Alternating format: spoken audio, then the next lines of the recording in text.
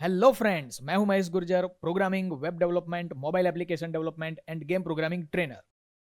चलिए ये सेशन में एक लॉजिक समझते हैं, सम ऑफ एरे। जैसे हमने लूप के अंदर सम ऑफ एन किया था, 1 टू एन का टोटल किया था, वैसे यहाँ पे एरे का सम करना है। तो एरे के लिए पहले मैं क्या करता हूं, एक एरे को डिक्लेयर कर देता हूं, इंटीजर ए ऑफ 10। फिर टोटल करना है तो टोटल टोटल में बाय डिफॉल्ट 0 करना है, वो आप लोगों को पता है, लूप के लिए एक वेरिएबल आई। सबसे पहले क्या करना पड़ेगा, इस एरे को स्कैन करना पड़ेगा। तो स्कैन करने के लिए हम लूप का यूज करेंगे, फॉर लूप।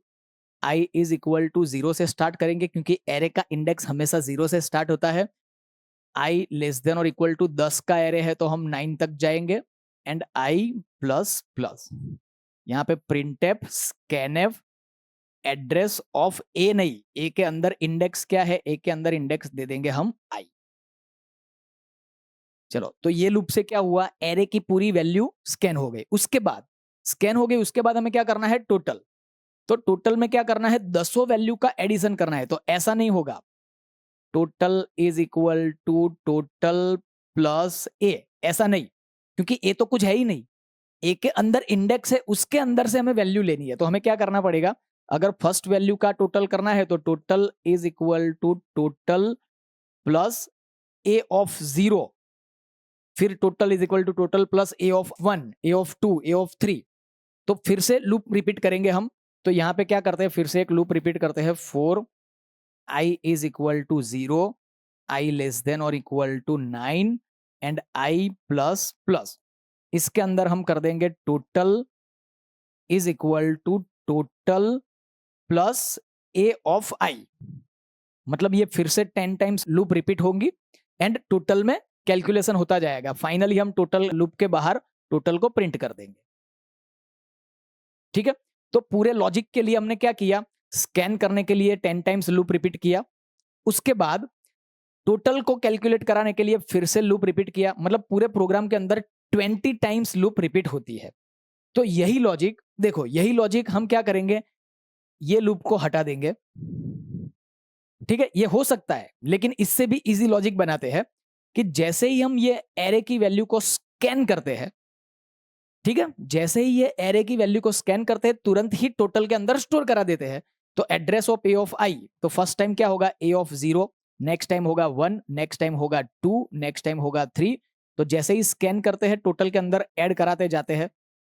तो total is equal to total plus A of I. तो फर्स्ट टाइम ये 0 नंबर की वैल्यू स्कैन हुई तो टोटल के अंदर ऐड हो गई।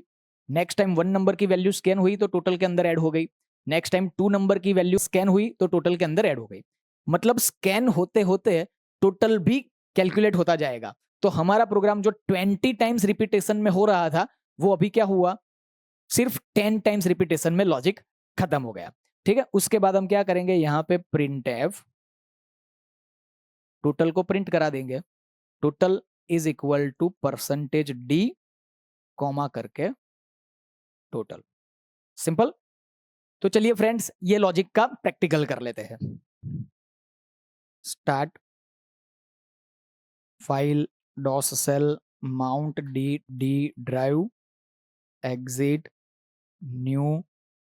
प्रोग्राम है हमारा sum of array has include stdio.h main function curly bracket start stop clear screen get ch save D drive courses C plus plus को हटा देंगे एंड एरे 2। एरे का सम करना है तो पहले एक एरे डिक्लेयर करेंगे, इंटीजर ए ऑफ 10, लूप के लिए आई, एंड टोटल करना है तो टोटल इज इक्वल टू 0। चलो लूप एरे को स्कैन करते हैं। तो I is equal to 0, I less than or equal to 9, I plus plus. पहले स्कैन करेंगे, enter value is equal to scanf percentage D address of A of I. अब जैसे ही ये एरे के एलिमेंट को स्कैन करेंगे, तुरंत ही टोटल के अंदर हम कैलकुलेशन करा देंगे। तो total is equal to total plus A of I. ठीक है, तो स्कैन करने का लूप जैसे ही खत्म होगा तो हमारे पास टोटल भी कैलकुलेट होके आ गया होगा। तो लूप के बाहर एक बार टोटल प्रिंट करना है। तो printf total is equal to percentage D, comma total. Save, control F9, यहाँ पे सपोज 10 टाइम्स वैल्यू को हम स्कैन करेंगे और इसका जो भी टोटल होगा वो आ जाएगा। चलो 1 to 10 का टोटल हमें पता है 55 होता है, तो उस तरीके से हम वैल्यू को स्कैन करके चेक करते हैं। 1 2 3 4 5 6 7 8 9 एंड 10। क्लियर? तो फ्रेंड्स ये प्रोग्राम का प्रैक्टिकल कर लीजिए, मिलते हैं नेक्स्ट सेशन।